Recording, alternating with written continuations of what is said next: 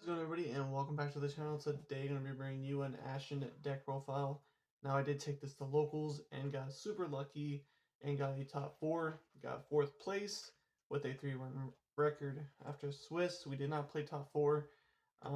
But yeah, my first round was a Voices Voice deck. Ended up losing that. Then rounds 2 and 3 were Dark Ignition decks, and round 4 was a Red Eyes Black Dragon deck.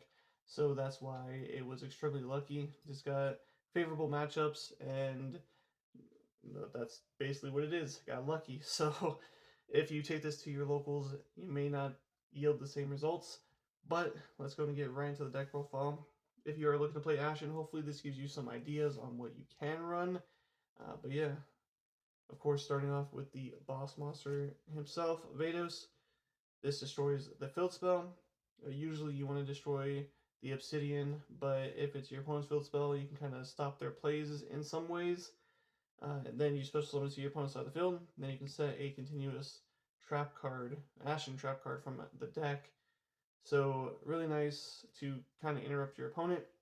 It's a pretty decent beat stick, and you can steal it back with one of the traps. And then if this leaves the field, your opponent's side of the field, sorry, and goes to the graveyard, you can destroy all monsters in the field, which works well with the Super Poly and the new fusion, because the new fusion cannot be destroyed by card effect. Next, we have 3 Priestess. This is the best Ashen card currently, or Ashen monster, I should say. Basically, all the Ashen monsters have the same effect for when they're in the hand, and Obsidian is in the field zone. In either field zone, you can special summon it once per turn that way. But when Priestess is special summoned or normal summoned, you get to add any Ashened card from your deck to your hand. Then we have 2 of the Shaman. Shaman lets you shuffle back 3 Pyro monsters from your graveyard back to the deck to add an Obsidian. Then 2 Spearhead. This one lets you, if your opponent controls a monster with 2800 or more attack, you can send him to the graveyard and bounce one of the monsters your opponent controls to the hand. Then just 2 hero. The higher level Ashen monsters, in my opinion, are risky to run in at 3, just because if you open up too many and you don't have the fill spell, it can be very, very bad for you. Then, of course, the 1 King. Just because same thing, just the high level monster. I forgot to mention hero lets you pop a pyro monster on the field, and if you do pop the Vados, you get to place an obsidian on the field.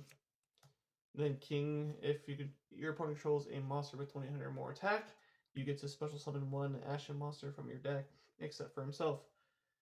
That'll do it for the monster lineup outside of hand traps.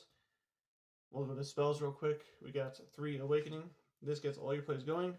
You get to place a Obsidian in either player's field zone. But if your opponent controls a field zone card, you get to add a level 5 or higher Pyro Dark monster. So you get Vados. Very nice. Then 3 Obsidian. Of course, you need this all the time to get your Ashen monsters to be able to special summon, and it being destroyed is very helpful. If it's destroyed or banished, you get to special summon an Ashen, which usually you'll go for a Priestess just to get some plays going. Then we have 3 of the Extinguished of the Ashen. You can potentially change this to 1 or 2. I do like 3 just because it's a play starter in my opinion. It's a Foolish Burial for a Dark Pyro monster. Then you get to add a level 5 or higher Pyro monster from your graveyard to your hand. And then you can banish it to do a fusion summon, which is really nice. Next, 3 Super Poly. Now this is the only card that I did not really like in the main deck. You can get some cool plays off, but it just never came up, and I felt like every time I drew it, I just didn't have the combo. So yeah, definitely something I am going to consider taking out, potentially. Then, of course, for some draw power, you don't need your extra deck too much, so Pot of Prosperity is a nice option. Then 2 Rekindling. This card is pretty cool. You can return one of your banished ashened or unashened from your graveyard back to the deck, and then negate one of your opponent's monsters face up on the field. Then for the one-ofs, the one called by the grave, of course, and the one terraforming to round off the spells. Really quickly, a very small hand trap setup, which technically I could put more hand traps in, kind of try to combat the meta the best I can. But right now I just threw in a 3-draw unlock and 2 infinite permanents. Then for the traps, of course, Ashened to Endlessness. This is the super poly, and then if it's in your graveyard, you can banish it and 1 pyro monster, and all your opponent's monsters become pyro for that turn.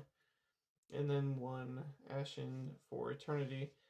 You get to steal back your Ashen Dragon or your Vados, and then you can also make your opponent lose attack equal to the monster you take, so 2800, which is nice. But it has to be currently on the field for that effect.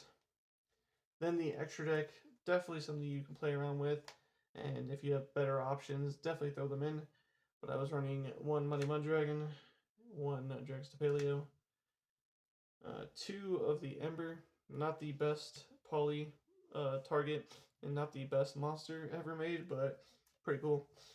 Then 2 of the Endless Darkness. This guy's pretty crazy.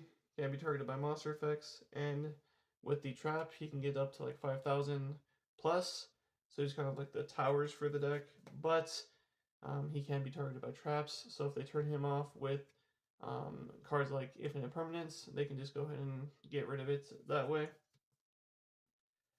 I do run 2 Exceeds, 1 Infernal Flame Banshee. This lets you get the Vados from your deck to your hand or any of your Pyro monsters. Then 1 number 41 Babushka. For some links, we got 1 IP, 1 Proxy F Magician, 1 Dark, 1 Number Unicorn, 1 Apollosa, 1 Access Code Talker, and I wasn't running really a 15th card, so you just throw in whatever. So anything that helps, maybe a second Infernal Flame would be nice. But yeah, hopefully you guys did enjoy the deck profile, and maybe it helped you out in some ways. But until next time, I'll see you guys later.